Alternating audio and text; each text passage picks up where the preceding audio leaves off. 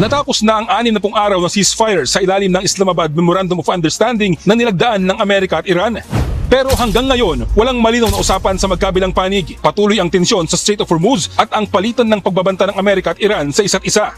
Sa isang panayam, nagpahayag ng pagkadismaya si US President Donald Trump sa Sultanate of Oman sa patuloy nitong pakikipagmabutihan sa Iran kaugnay ng Hormuz Strait. Nagbanta pa itong bobombahin o isasama sa pag-atake ang Oman kung magiging hadlang ito sa kanyang layunin sa Iran. Turin si Trump sa isa pang kaalyado, ang South Korea, dahil sa pagtanggi nitong tumulong sa planong denuclearization ng Iran. Kaya inatasan nito ang US military na bawasan ang ugnayang militar sa South Korea kasabay ng pagpapakita ng pabor sa North Korea. Ayon sa US leader, mayroon na umanong back-channel talks ang Amerika sa pamunuan ng Islamic Revolutionary Guard Corps o IRGC. Bagaman hindi umano ito nagmamadali, nagbanta ito sa Iran na sumuko na.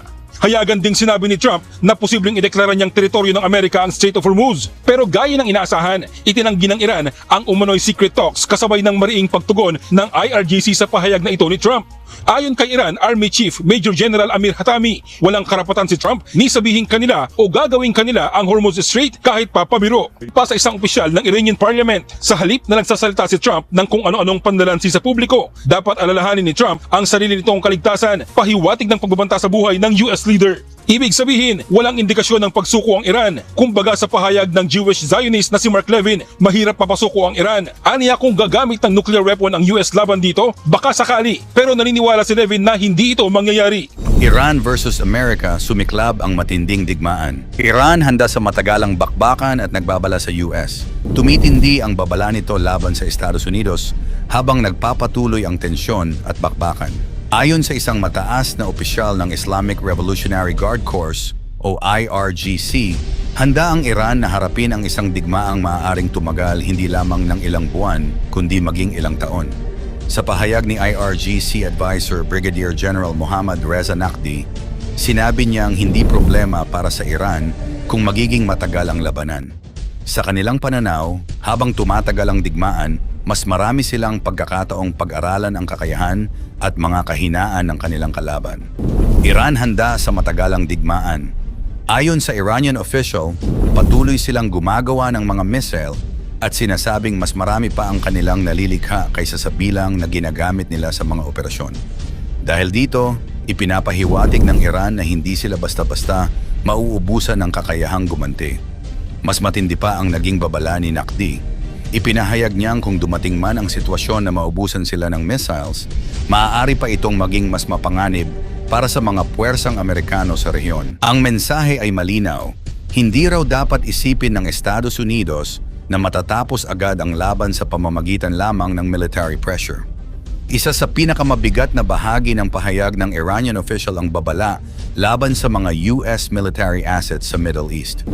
Ipinahiwatig niya na kung lalawak pa ang labanan, maaaring maging target ang mga pasilidad at puwersang Amerikano sa iba't ibang bahagi ng rehiyon. Mahalaga ito dahil malawak ang presensya ng Estados Unidos sa Middle East. May mga base, barko, aircraft, at iba pang military assets ang Washington sa rehiyon. Kaya kung magkakaroon ng malawakang pag-atake sa mga ito, maaaring mabilis na lumawak ang kasalukuyang tensyon. USA, nauubusan nga ba ng missiles? Kasabay nito, lumalabas ang mga ulat at pahayag na pinag-uusapan ang posibilidad na nahaharap din ang Estados Unidos sa pressure pagdating sa missile supplies. Dahil dito, lalong naging mahalaga ang panawagan ni Donald Trump para sa negosasyon.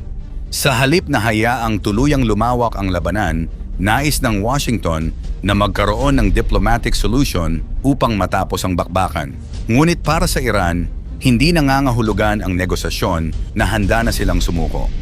Sa katunayan, iginiit ng Iranian officials na naniniwala silang nakakuha sila ng mahalagang karanasan mula sa labanan. Iran, panalo raw sila sa digmaan at diplomasya. Ayon kay Iranian Foreign Minister Abbas Araghchi, naniniwala silang hindi lamang sa larangan ng militar, kundi pati sa diplomasya ay naipakita ng Iran ang kakayahan nitong ipaglaban ang mga interes nito. Ang mensahe mula sa Tehran ay tila ganito: hindi raw nila kailangang umatras upang magkaroon ng negosasyon. Samantala, iba naman ang pananaw ng Estados Unidos. Ayon kay Trump, nasa magandang posisyon ang Amerika at sinabi niyang hindi na raw maituturing na bully of the Middle East ang Iran. Ipinapakita nito na parehong panig ay may sariling bersyon kung sino ang tunay na nangunguna at sino ang mas nakalamang. Pahahabain at malaking digmaan. Sa ngayon, isa sa pinakamalaking tanong ay kung magpapatuloy ba ang labanan ng ilang linggo, ilang buwan o higit pa.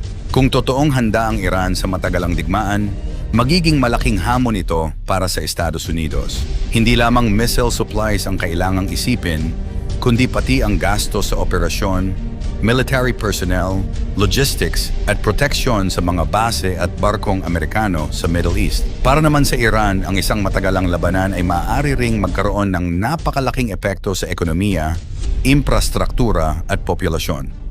Kaya kahit parehong nagsasabing sila ang nakalamang, malinaw na walang madaling panalo sa isang matagalang digmaan. Mas nakakabahala ang posibilidad na lumawak pa ang labanan. Kapag nadamay ang iba pang bansa o naging target ang mga US military installations sa rehiyon, maaaring magkaroon ng chain reaction na mahirap ng kontrolin. Moves kukunin na ng US. Iran nagbabala ng matinding ganti sa Amerika. Nagbabala ang Iran na anumang bansa na tutulong at magpapagamit sa Amerika ay ituturing na rin nilang lehitimong target. Ngunit ang mas ikinagulat ng marami na kokontrolin at kukunin ng Amerika ang control sa Strait of Hormuz na isa sa pinakamahalagang shipping lane sa buong mundo. Kapag nangyari ito, hindi lamang Iran at Amerika ang maaapektuhan, kundi maging ang pandaigdigang ekonomiya. At habang tumitindi ang tensyon, kapwa iginiit ng Washington at Tehran ang kani-kanilang posisyon tungkol sa kontrol sa rutang ito, kasabay ng panibagong military operations at palitan ng matitinding babala. Iran may direktang babala.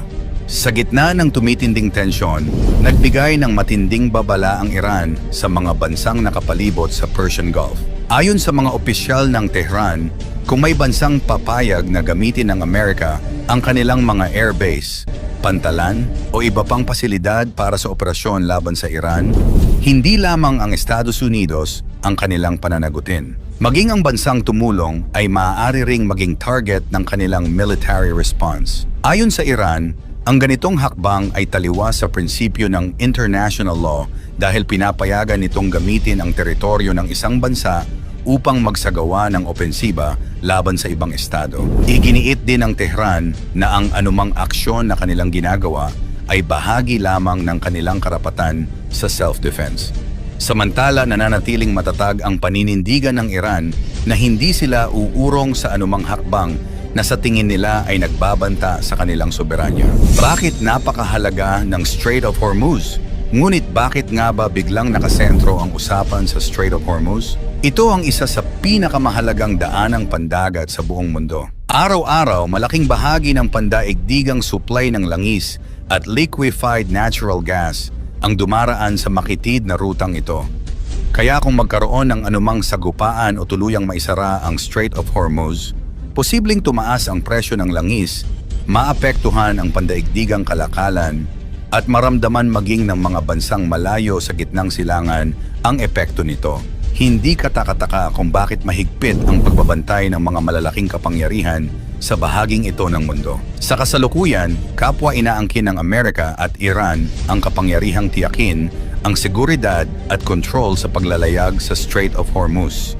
Bagay na lalo pang nagpapataas ng tensyon sa rehiyon. Patuloy ang palitan ng pag-atake. Habang tumitindi ang mga babala, nagpapatuloy rin ang mga ulat tungkol sa mga pag-atake sa magkabilang panig. May mga ulat na tinamaan ang ilang pasilidad sa loob ng Iran, kabilang ang ilang infrastruktura at military-related facilities. Bilang tugon, sinabi ng Iran na anumang pag-atake na magmumula sa direksyon ng mga base ng Amerika sa rehiyon ay maaari nilang gantihan. Dahil dito, lalo pang naghigpit ng seguridad ang ilang bansa sa gitnang silangan habang patuloy na minomonitor ang sitwasyon.